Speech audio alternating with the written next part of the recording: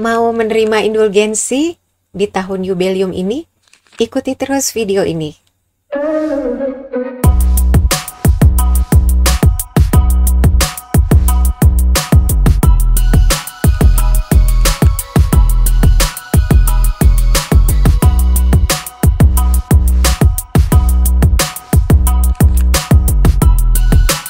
Hai, salam Katolisitas. Selama tahun jubileum 2025, gereja menawarkan kesempatan istimewa kepada umat beriman untuk menerima indulgensi. Apa itu indulgensi? Sudah pernah dibahas ya di video Katolisitas sebelumnya, jadi tidak diulangi lagi di sini.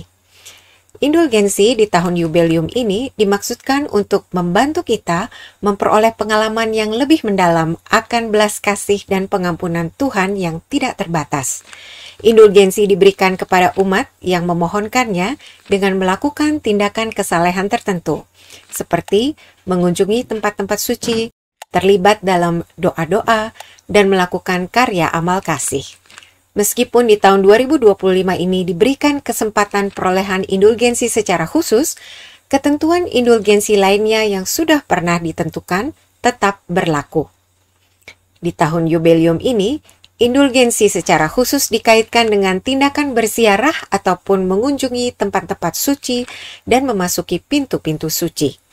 Dalam ziarah ke tempat-tempat suci, yang disyaratkan adalah mengikuti misa kudus atau misa yang menyampaikan sakramen inisiasi, yaitu baptis, penguatan, komuni pertama, atau pengurapan orang sakit, atau salah satu dari ini, perayaan Sabda Tuhan, ibadat harian, jalan salib, atau doa rosario.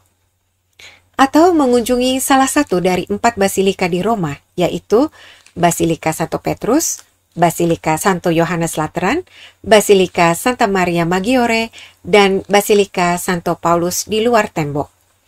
Atau mengunjungi sekurang-kurangnya 1 dari 3 basilika di Tanah Suci, Basilika Holy Sepulchre di Yerusalem, Basilika Nativity di Bethlehem, Basilika Annunciation di Nazaret. Atau mengunjungi gereja-gereja katedral atau gereja-gereja lainnya yang ditetapkan oleh keuskupan setempat, tempat-tempat ziarah Bunda Maria, tempat-tempat suci nasional maupun internasional. Di bawah video ini juga disampaikan nama gereja-gereja di Roma dan di bagian dunia lainnya yang disebutkan dalam dekret tentang indulgensi 2025 oleh Paus Fransiskus, dan juga gereja-gereja dan tempat-tempat suci lainnya yang ditetapkan oleh keuskupan. Contohnya, ziarah ke 9 gereja di 9 dekanat yang ada di Keuskupan Agung Jakarta. Selanjutnya, bagi kita umat Katolik, syarat untuk memperoleh indulgensi penuh adalah sebagai yang pertama, telah menyatakan intensi untuk memohon perolehan indulgensi dalam doa pagi ataupun sebelum melakukan tindakan yang disyaratkan. Yang kedua, sungguh bertobat dan telah menerima sakramen tobat. Ketiga, menerima komuni kudus pada hari tersebut. Keempat, melakukan ziarah atau mengunjungi tempat-tempat suci atau pintu suci seperti yang telah disebutkan tadi, baik secara pribadi ataupun dalam kelompok. Pada saat memasuki pintu suci, dengan hati tulus berdoa. Contohnya, Tuhan, kasihanilah aku orang berdosa ini, dan berikanlah rahmat-Mu kepada kami. Setelah masuk ke gereja, berdoa tahun jubileum 2025. Berdoa untuk intensi Bapa Paus.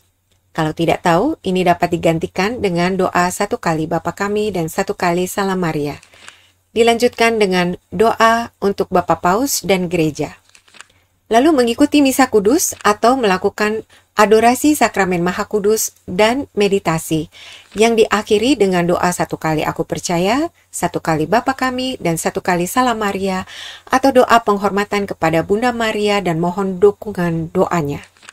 Lalu berdoa untuk memperbarui iman, contohnya, Tuhan Yesus, aku percaya kepadamu. Dilanjutkan dengan doa pribadi.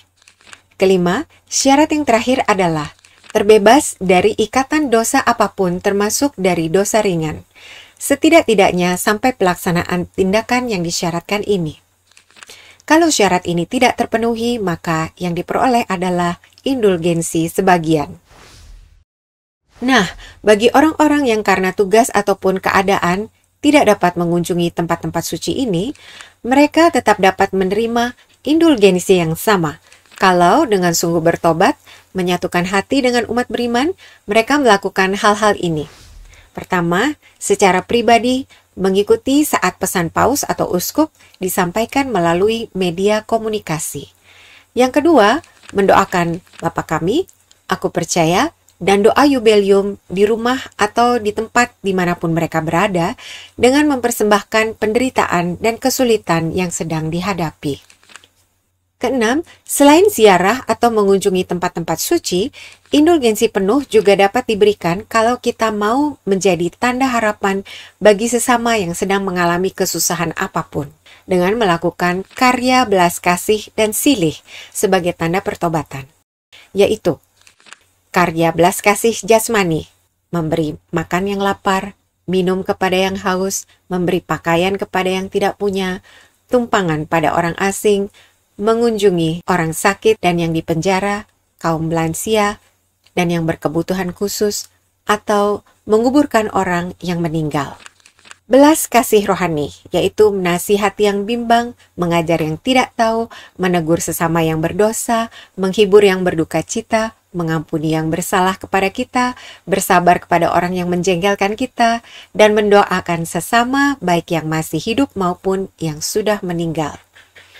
Atau bisa juga menyumbang orang miskin, mendukung karya sosial atau religius, membantu yatim piatu atau lansia yang kesepian atau membutuhkan bantuan. Meski menurut ketentuan indulgensi penuh hanya dapat diperoleh 1 kali dalam sehari, tetapi umat beriman yang melakukan perbuatan amal kasih atas nama jiwa-jiwa di purgatorium, kalau mereka menerima komuni kudus yang kedua kali pada hari itu, mereka dapat memperoleh indulgensi penuh yang kedua, yang dapat ditujukan hanya kepada jiwa orang yang sudah meninggal. Di sini orang yang berdoa disatukan dengan tubuh Kristus dengan orang-orang yang telah meninggal. Indulgensi yubelium memang dimaksudkan secara khusus bagi mereka yang telah meninggal agar mereka memperoleh belas kasih Allah yang sepenuhnya. Perbuatan amal kasih ini dapat dilakukan setiap hari, sehingga kalau syarat-syarat lainnya terpenuhi, maka kita dapat memperoleh indulgensi penuh setiap hari. Selanjutnya, berpantang minimal sekali seminggu. Misal, pantang sosial media, pantang daging, atau makanan tertentu. Tentu saja, indulgensi penuh diperoleh asalkan syarat-syarat lain untuk perolehan indulgensi ini terpenuhi, termasuk yang paling sulit yaitu ketidakterikatan dengan dosa apapun termasuk dosa ringan, setidaknya sampai pelaksanaan tindakan yang disyaratkan. Nah, teman-teman, memohon indulgensi bukan semata-mata menginginkan penghargaan atau reward, tetapi ini adalah proses yang dapat mengubah hati kita.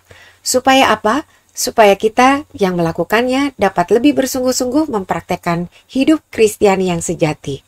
Dengan demikian, hubungan kita dengan Allah dan sesama diperbarui, dan kita mengalami rahmat Tuhan yang mampu mengubah segala sesuatu. Sampai berjumpa di video berikutnya.